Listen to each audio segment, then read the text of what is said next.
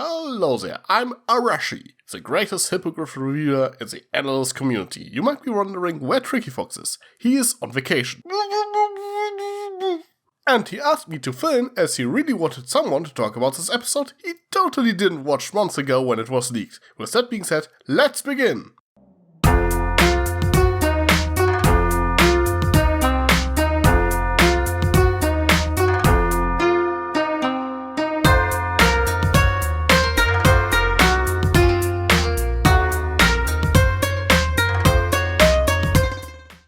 Surf of Turf is the first episode in which we get to see Mount Aris in all its glory after we only get to see the ruins of my home in the movie. It is also the first episode of this season after it got its upgrade, and lo and behold, it's a Cutie Crusaders episode as well. I mean, we all expected them to get a friendship mission eventually after it caught Starlight in a role problem, and it was pretty much certain after Spike was caught in Triple Threat. In general, I like the concept of the Cutie Crusaders going on friendship missions, as they are still children that can't leave Ponyville whenever they want, like the main six, so this does open up a lot of new possibilities, especially since I got the feeling that the writers don't always know what to do with them after they got their marks. That being said, I do think that the Cutie map is still a rather pointless addition as a whole, which is highlighted by the fact that Twilight actually had a reason to go to Mount Aris as well, so in theory they could have simply tagged along because they want to see Mount Aris. Though there's a bit of an implication that Twilight is using her school business as an excuse to visit Mount Aris. At least she seemingly learned by now that she can still go to places even if the map didn't call her specifically. That was something that really bugged me in The Lost Treasure of Griffinstone. All this talk that she wants to go but can't because her butt isn't glowing. Why don't you just come with us? I mean, you are the Princess of Friendship. No. If the map wanted me to go to the coolest kingdom in all of Equestria and tour the palace and see the actual idol that unites an entire species, which would be super amazing, I'm sure it would have said so.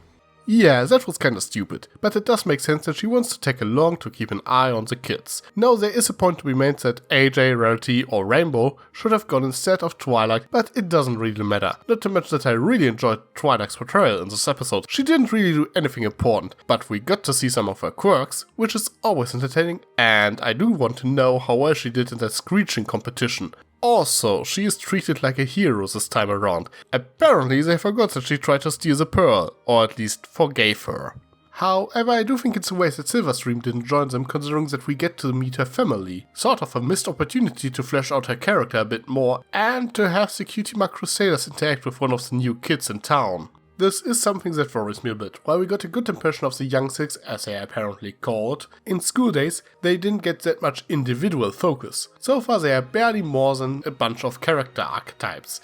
This should change over the course of the season, but I fear that the writers will only characterize them as a group, not as individuals. This would have been the perfect opportunity to make a Silverstream-centric episode, but she doesn't even appear. I doubt that we get that many episodes that will feature the Young Six in major roles, considering that the show is in the end still about the main six. There are only so many episodes to work with, and if they don't use opportunities like this, I don't really expect them to give other members of the Young Six individual episodes this season. So I hope you didn't expect to see an Ocellus-centric episode anytime soon. Instead we are introduced to Silverstream's brother, Terramar. Now I like that kid well enough, but I do think that the story would have worked just as well with Silverstream instead. He has a neat design, but we don't really learn that much about his personality. He is a nice guy, but his entire character revolves around the fact that he can't decide if he wants to live on Mount Aris or in Sequestria. When he isn't busy explaining stuff to the CMC in Twilight, that is.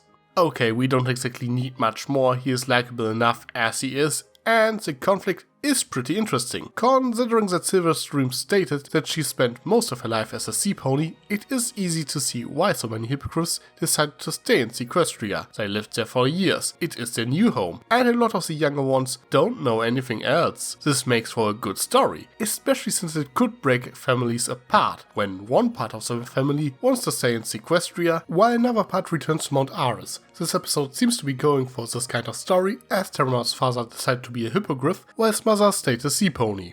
But it doesn't. The only person that feels conflicted is Terra. Everyone else is rather happy how things are and doesn't seem to mind. It also doesn't help that there isn't really any separation to speak of. Every hippogriff can change forms as they like, and since Sequestria is located directly under Mount Aris, it is really more a question of where you want to sleep at night. And frankly, I think a warm and dry bed is a bit more convincing. Terramar only feels conflicted because he thinks he must choose.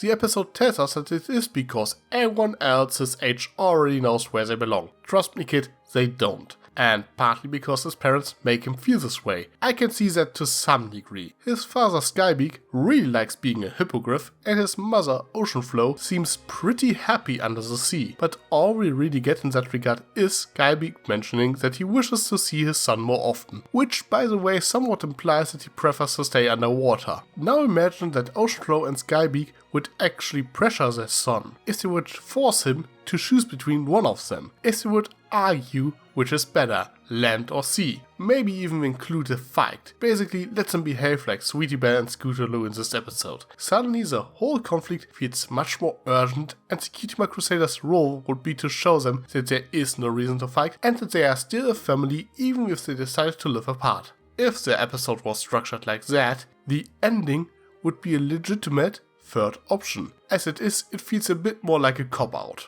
Not only that, it would give both Oceanflow and Skybeak more of a personality, and the episode would function as a pretty good analogy to a divorced marriage and could address the topic of a shared custody in a child-friendly manner. I think an episode like this would find a lot of appreciation. It would also work much better as a friendship problem, as the conflict as presented only concerns Terramar. His parents are still on good terms and he has a good relationship to both of them, which is sort of the problem. The actions of the Crusaders don't affect the Hippogriff Sea Pony community as a whole, unlike prior map episodes in which the actions of the main six influence the places they visited in more than just fixing one friendship. There's a point to be made that the Crusaders bringing Hippogriffs and Sea Ponies together for a picnic on the beach reminded them that they still belong together and that they should meet more often like this. But as it was portrayed as such a non-issue in this episode, it certainly doesn't feel this way. Now, one of the most enjoyable aspects of this episode for me is the portrayal of the Cutie Mark Crusaders. Sweetie Belle and Scootaloo worked as a great foil for each other this time around, with Sweetie preferring the beauty of the harmonizing highs, while Scootaloo falls in love with being a sea pony as it feels like she's flying. Seeing her enjoying it so much is rather touching. The show does another great job of subtly addressing her disability. That being said, while I enjoyed this aspect, it also makes Scootaloo rather biased towards Sequestria and invalidates her arguments. The main reason why she thinks Terramar should stay in Sequestria is that living underwater is almost like flying. Swimming is like flying, multicolored fish, and did I mention the flying thing? Well, and now sit down and think about that for a minute. Terramar is a hippogriff. He can fly. He doesn't need to live underwater to experience that.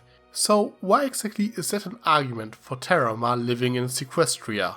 In general, this episode does a poor job to make Sequestria appealing. We get to see the village on Mount Aris. We get to see the harmonizing heights that frankly do look gorgeous. On the other hand, everything under the water seems a little bit samey besides some colorful fish. It also doesn't help that we only get to see positives about life on Mount Aris, while Sweetie Belle constantly gives reasons why someone wouldn't like to live underwater, even if she's strong in some of her points. So we get only positives for living on land, but for every positive for living underwater, we get a negative. Then there's of course the fact that it was treated as a bad thing that the hippogriffs were forced to live underwater in the movie. I mean, just listen to Skystar talking about all the things you can do in Sequestria. Oh my gosh. Best idea. You can stay with us forever! There are so many things we can do. We can make friendship bracelets out of shells, and picture frames out of shells, and decorative waste baskets out of shells. Oh, I have so many projects that involve shells. Now I have someone new to share them with. I mean, aside from my friends Shelly and Sheldon. It was purposely described as a boring place. Mount Aris therefore seems much more appealing in practice, but the story wants us to see both places as equally great. It just doesn't quite add up. Now, admittedly, the song manages to make Sequestria a bit more appealing, but not that much. And while we are at it, I quite enjoyed the song. And it actually worked quite nicely in the episode in place of an argument between Scootaloo and Sweetie Belle. Apple Bloom, on the other hand, feels a bit wasted in this episode. Sure, I get the idea. She's the calm middle ground between two extremes in this one, but she doesn't really add anything. Sweetie Belle and Scootaloo realize their mistake without her, and Sweetie is the one to have the idea to bring everyone together in the end. Apple Bloom is just kinda there, because she is a Crusader. If she was the one who had the idea to bring sea ponies and hippogriffs together, she would have been the one to balance things out, and give her an actual purpose to be there. Well, but I do enjoy that this episode shows more of hippogriff and sea pony culture. We even got to see how sea ponies live underwater by visiting Oceanflow's house, not to mention all the different designs. In general, visuals are easily the greatest strength of this episode, even if it admittedly doesn't look as great as the movie, but that was to be expected. One last thing that does kinda bug me is the explanation that every hippogriff can turn into a sea pony and back at will because they shattered the pearl of transformation and gave every hippogriff a shot of it. This is why all hippogriffs wear identical amulets, like myself and Silverstream, but this brings up a couple of questions. First of all, how many shards and hippogriffs are there? There can't be a shard for everyone. Next, how powerful are those shards? We see in this episode that one shard can transform multiple persons at the same time. I bet with you that Silverstream won't make use of the ability to transform others when it comes handy in future episodes. Just a hunch. Then there's of course the question if the shards can only be used to change between two forms. In the movie it was at least implied that the pearl can be used to transform into pretty much anything. Otherwise it would have been rather useless for Twilight and not worth stealing. Also, Skyster didn't need the pearl to transform back into a hippogriff, which is rather odd now that I think about it. Frankly, it just doesn't make that much sense. If Terramar wasn't able to change between forms as he wishes, there would have been an actual conflict. Then there would have been a reason why he has to make a decision. And frankly, it is kinda weird that Queen Novo is okay with smashing a powerful magical artifact so everyone can use it. Also, speaking of Queen Novo, how exactly is she related to Terramar and Silverstream? We know that she is their aunt, so either Skybeak is her brother or Oceanflow is her sister. If I had to guess, I would presume that Skybeak is their brother as he seemingly functions as leader during the Hippogriff celebration, though maybe he's just a high-ranking officer. The fact that Terramar is part of the royal family also never gets addressed either, and I think they could have at least made some sort of reference to Skystar. They could have simply implied that Twilight is visiting her while the Crusaders are doing their thing, but I guess that was too much to ask for.